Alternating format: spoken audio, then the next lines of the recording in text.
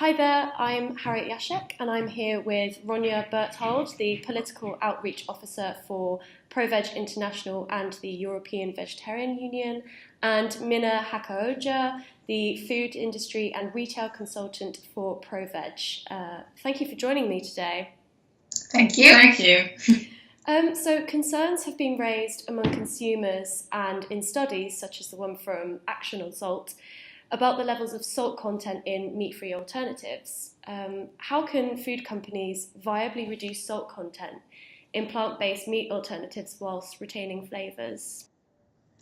Okay, so for us, it's actually very important to stress that we think one cannot make simplified health claims about a whole market sector that actually has a great variety of products. So there are many vegan and vegetarian meat alternatives with different bases, with different plants as the base, with different compositions and flavorings and so on.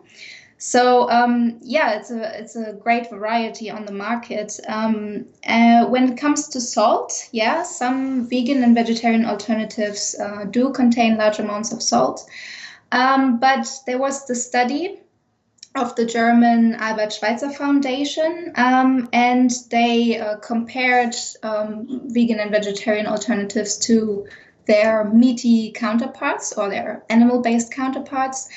And yeah, they found that these large amounts of salt are also in the meaty originals. And what they also found was that on average, the plant-based alternatives are nutrition physiologically more favorable than the non-veggie ones, especially when it comes to protein and fat content. So these plant-based alternatives, they can actually be a healthy alternative to the meaty originals. But we would also like to point out that health is not the only reason why people buy these kind of products. So people are also concerned about the environment, the effect their diet has on the environment and on animal welfare, for example. And so there are many reasons why people choose these products. But of course, yeah, health can also be one of these reasons, yeah. Many sources have spoken out about the sodium content of plant-based alternatives beforehand. Why do you think this issue is only really coming to the very forefront now?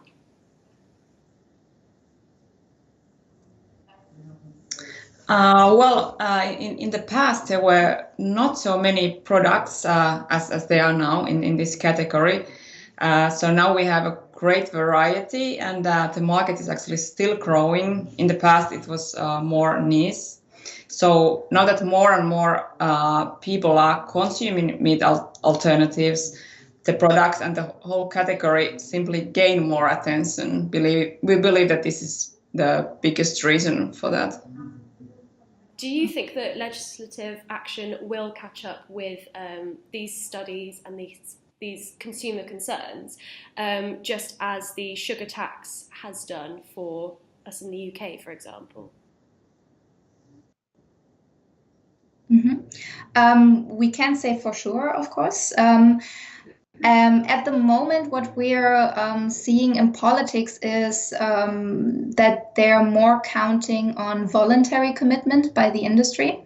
So in the current political climate, it seems to be most likely left at this, at these voluntary actions that some retailers and producers take.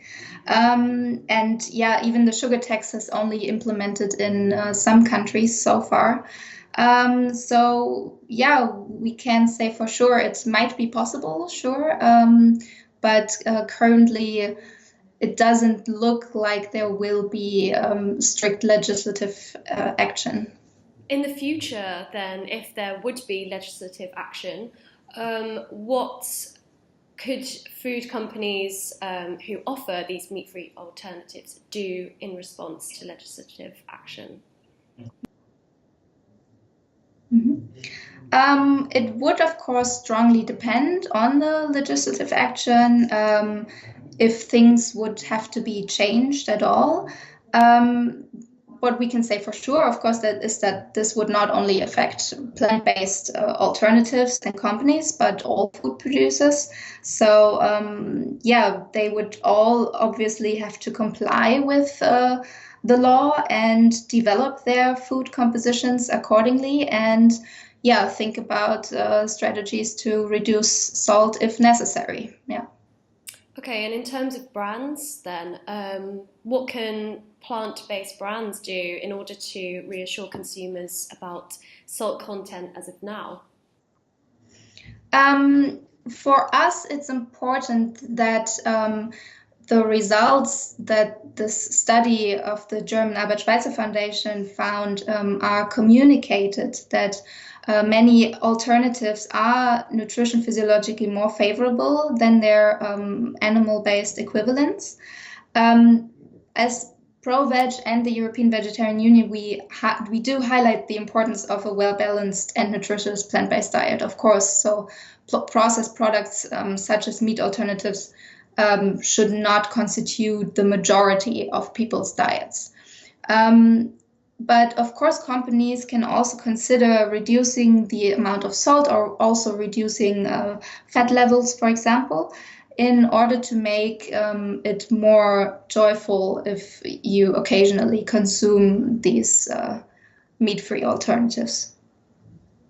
Ronja and Minna, thank you for joining me today. Thank you very much.